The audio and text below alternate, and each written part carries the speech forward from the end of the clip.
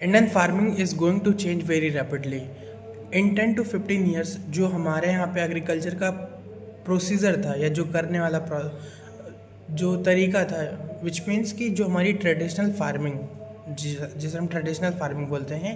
It is going to change very rapidly. होगा क्या कि जो हमारे यहाँ का आज का तरीका है traditional farming, in the sense कि हमारे यहाँ पे जो भी पुराने रीति रिवाज या पुराने तरीके से जो भी खेतियाँ की जा रही थी वो अभी तक चली आ रही थी, but now it is a time कि अब वो चेंज होगी, जिसमें क्या होगा कि हम जो हमारे यहाँ पे टेक्नोलॉजीज़ है, जो नई नई टेक्नोलॉजीज़ आ रही हैं, उनका इस्तेमाल करके लोग क्या करेंगे, फार्मिंग करना स्टार्ट करेंगे। अभी भी हो ही रही है, but in 10 to 15 years it is going to change very rapidly for large scale farmers. ऐसे फार्मर्स जिनके पास 10 एकड़ या 20 एकड़, 10 बीघे, 20 बीघे, 50 बीघे, 60 बीघे, या ऐसे फार्मर्स जो कॉमर्शियल फार्मिंग कर रहे हैं, यानी जो अपने साथ साथ, यानी अपने उपज के लिए, अपने खाने के साथ साथ जो अपने अनाज को या अपने अन्न को बाज़ार में बेचते हैं, वो क्या करेंगे, वो खेती में और मुनाफा पाने के लिए डिजिटल फार्मिंग का यूज़ करेंगे। जस्ट लाइक जैसे एआई है, जिसे हम आर्टिफिशियल इंटेलिजेंस बोलते हैं, उसका यूज़ करके हम फार्मिंग कर सकते हैं, and it is very useful. AI is a technology जिसका यूज़ करके आप सेकंडों में, आप मिनटों में अपना आंसर पा सकते हैं। आप जान सकते हैं कि कोई भी काम, यानी कोई भी फार्मिंग आपको कब करनी है, हार्वेस्टिंग कब करनी है, या कब कौन से सीज़न में क्या आपको फार्म करना है, कितना फर्टिलाइज़र यूज़ करना है। जैसे ड्रोन होते हैं, उनका यूज़ करके वो खेती कर सकते हैं, which will be very useful. जैसे ड्रोन है, तो ड्रोन का हमारी खेती में क्या यूज़ है, अगर आप ये समझना चाहें, या अगर हम ये इस बात करते हैं कि कैसे हो सकता है इसका use, so drone is a big factor जो आज के टाइम पे यूज़ किया जा रहा है। जैसे सपोज़ क्या होता है हमारे यहाँ पे, जैसे स्प्रेइंग करते हो आप, ठीक है, जैसे आप खेतों में स्प्रेइंग करते हो, तो स्प्रेइंग करने में जब आप कोई भी एक आदमी अपने कंधे पर लेके उस मशीन को स्प्रे करता है, सपोज़ 2 बीघे में या 2 एकड़ में, तो वो बहुत एक लंबा टेन्योर होता है, यानी बहुत लंबा समय लेता है। 2 घंटे 3 घंटे ऑलमोस्ट लग जाते हैं आपको। अगर आपका बहुत लंबा है, आप कॉमर्शियल लेवल पे कर रहे हो, तो आपको बहुत लंबा टाइम लगता है, और उसके साथ साथ आपके वेजेस भी बहुत ज़्यादा लगती है, यानी आपके पैसे भी खर्च होते हैं, क्योंकि आपको लेबर को देना है पैसे, और उसके साथ जो मशीन है उसका भी किराया देना आपको। तो वो बहुत लंबा प्रोसेस होता है, यानी टाइम भी कंज्यूमिंग है और आपके पैसे भी जाते हैं। सो लार्ज स्केल फार्मर्स में क्या कर सकते हैं, या फार्मिंग में लोग, आप स्मॉल स्केल में भी करते हैं, बट मैक्सिमम लार्ज स्केल में इसलिए होता है क्योंकि टाइम की बहुत बचत होती है। तो वहाँ पर क्या कर सकते हो, आप ड्रोन का यूज़ कर सकते हो, ठीक है। ड्रोन का यूज़ करके आप क्या कर सकते हो, जैसे आजकल हमारे यहाँ पे मार्केट में बहुत सारे एग्रीकल्चर ड्रोन आ गए हैं, जहाँ पर आप क्या कर सकते हो, पेस्टिसाइड, फर्टिलाइज़र का अगर आप छिड़काव करना चाहते हो तो आप उसका यूज़ कर सकते हो।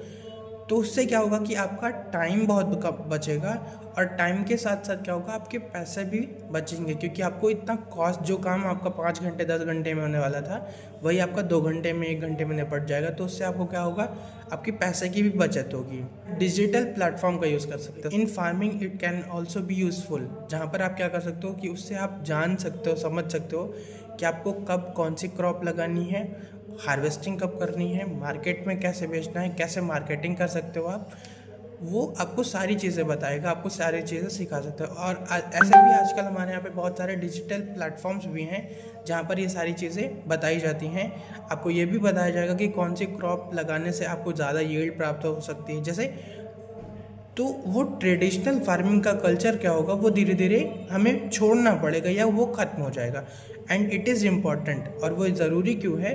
क्योंकि जो हम ट्रेडिशनल फार्मिंग करते चले आ रहे हैं, सपोज़ मैं एक आपको फैक्ट बताता हूँ कि जैसे आप खेती करते हो, तो जब हम राइस लगाते हैं, यानी जब आप चावल लगाते हो, तो अगर आपको चावल की खेती करनी है, यानी राइस आप लगाते हो, तो उस राइस का, अगर आपको 1 किलो राइस जो निकलता है, उस 1 किलो राइस के पीछे 3000 लीटर पानी हम बर्बाद करते हैं, या लगता है हमें, ठीक है। 1 किलो राइस के पीछे हमारा क्या होता है, 3000 लीटर पानी यूज़ होता है, जिसका कोई भी सेंस नहीं बनता है, ठीक है। डिजिटल बेस्ड प्लेटफॉर्म्स का यूज़ करोगे, या आपको एआई का यूज़ करोगे, तो आपको पता चलेगा, या आपको वो एक गाइडेंस मिलेगा कि आप कहाँ पर कौन सी चीज़ यूज़ करके अपना कितना पैसा बचा सकते हो। आपको वो मार्केट के लिए भी गाइड करेगा कि आप कितनी मार्केटिंग कर सकते हो या कैसे मार्केटिंग कर सकते हो कि आप अपने अपने यील्ड को, अपनी उपज को आप कहीं एक अच्छी मार्केट में बेच सको, ताकि आपको ज़्यादा मुनाफा हो सके। डिजिटल एग्रीकल्चर प्लेटफॉर्म्स जो हमारे यहाँ पे एग्रीटेक स्टार्टअप्स हैं, वहाँ पर आप उनसे जुड़ सकते हो, आप कनेक्ट कर सकते हो। तो वो आपको बता सकते हैं कि आपकी लोकल मार्केट में कौन सा प्रोडक्ट है या कौन सा यील्ड है, कौन सी उपज है जो आप लगाओ तो ज़्यादा आपको रेट मिल पाएगा। जैसे सपोज हम हैं, ठीक है, जैसे मैं जहाँ से बिलोंग करता हूँ, प्रतापगढ़ से, तो वहाँ पर हमारे यहाँ पे क्या है कि मई और जून के सीज़न में ज़्यादातर हमारे यहाँ पे क्या होती है, आम की फार्मिंग, मैंगो फार्मिंग होती है। तो मैक्सिमम आपको क्या होगा कि वहाँ पर जो फार्मिंग करते हैं, जिन लोगों के पास खेत भी हैं, उन्होंने भी क्या कर रखा है, उसमें आम के पेड़ लगा रखे हैं। तो अभी वहाँ पे क्या होगा, वो एक इंटरक्रॉपिंग सिस्टम हो गया। ये बात हम किसी और वीडियो में करेंगे, हम समझेंगे ये क्या चीज़ है और कैसे इससे हम लोग प्रॉफिट कमाते हैं, कैसे हमारी चीज़ें वहाँ पे चलती हैं और एक अच्छे तरीके से चलती हैं। डिजिटल एग्रीकल्चर प्लेटफॉर्म से जुड़ने का फ़ायदा क्या होता है, जब आप एक एग्रीटेक स्टार्टअप से कनेक्ट होते हो तो आपको समझ में आएगा, वो आपको एक प्लेटफॉर्म देंगे जहाँ पर बहुत सारे फार्मर्स जो होंगे वो एक साथ कनेक्ट होते हैं और वो समझ सकते हैं। जैसे आपको वहाँ पे वेदर फोरकास्ट भी बताया जाएगा, आपको हार्वेस्टिंग सीज़न भी बताया जाएगा, कहाँ पर कब रेनफॉल का क्या है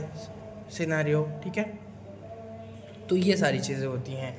and it is going to be very useful for every farmer which is, चाहे आप लार्ज स्केल पे फार्मिंग कर रहे हो, चाहे आप स्मॉल स्केल पे कर